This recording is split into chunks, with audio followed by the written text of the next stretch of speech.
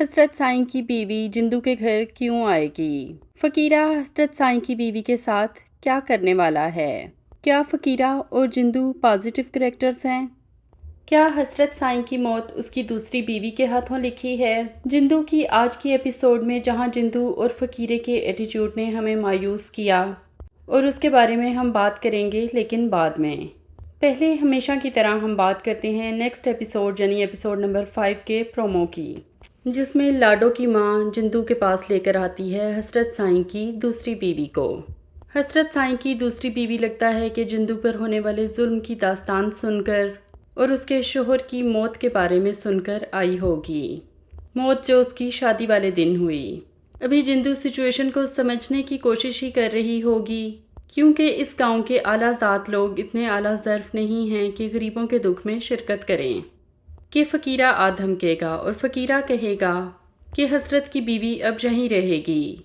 फ़कीरा बदला लेना चाहता है जिस तरह हसरत साईं उसकी बीवी को घसीट कर ले गया था।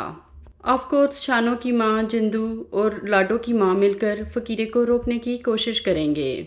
फ़कीरा हसरत की गोली से तो बच गया है, लेकिन लगता है कि फ़कीरे की किस्मत में मौत ही लिखी है।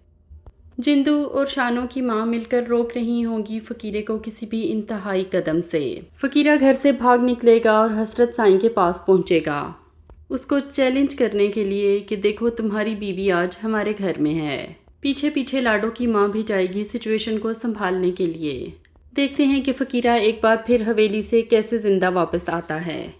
फ़कीरे की ज़िंदगी के दिन चंद ही हैं। जिन 3 कब्रों पर जिंदू बैठी है उनमें से एक यकीनन फ़कीरे की है। एक कब्र तो जिंदू के शोहर की बन चुकी है और तीसरी कब्र जिंदू की बहन की है, जो खुदकुशी करेगी वडेरे से बचने के लिए। नेक्स्ट एपिसोड में लाडो की माँ को दाद साईं सज़ा के तौर पर ये भी कहेगा कि लाडो को मार दो। ये सज़ा उसे इसलिए मिलेगी कि वो हसरत की बीवी को जिंदू के घर लेकर गई। हसरत अपनी बीवी पर भी तशद्दुद करेगा।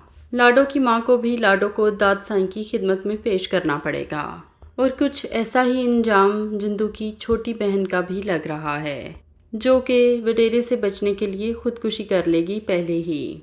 अब आते हैं जिंदू और उसके भाई के कैरेक्टर की तरफ। क्या ये दोनों पॉजिटिव हैं भी या नहीं? अगर फ़कीरा कोई पॉजिटिव कैरेक्टर होता और वो कहता कि हसरत की बीवी को हम नहीं जाने देंगे, तो शायद ये सब ऑडियंस की आवाज़ होती।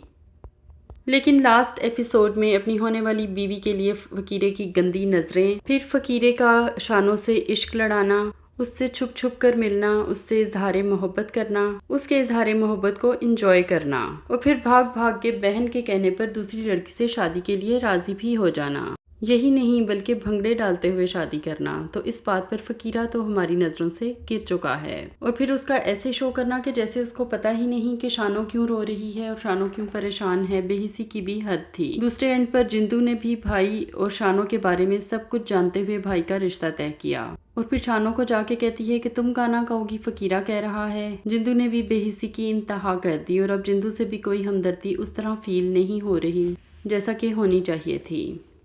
फिर जिंदू ने अपने भाई की शादी हम ये समझे थे इसलिए की है कि वो इस तरीके से दूसरे गांव में चला जाएगा और जिंदू इस गांव की रवायात को जानती भी थी। फिर वो ब्याह कर अपनी भाभी को यहाँ पर आखिर क्यों लाई, जबकि उसे पता था कि रवायत के मुताबिक दुल्हन को पहली रात बड़े साईं के पास जाना पड़ेगा। इस चक्कर में अपने शोहर को भी मौत के मुँह में धकेला और उसकी वैल्यू कोलेटरल डैमेज से ज़्यादा नहीं है। फ़कीरा जिंदा बच गया, बस काफ़ी है। मे भी जब आगे जाके कहानी अनफोल्ड हो तो हमें इन सवालों के जवाब भी मिल जाएं।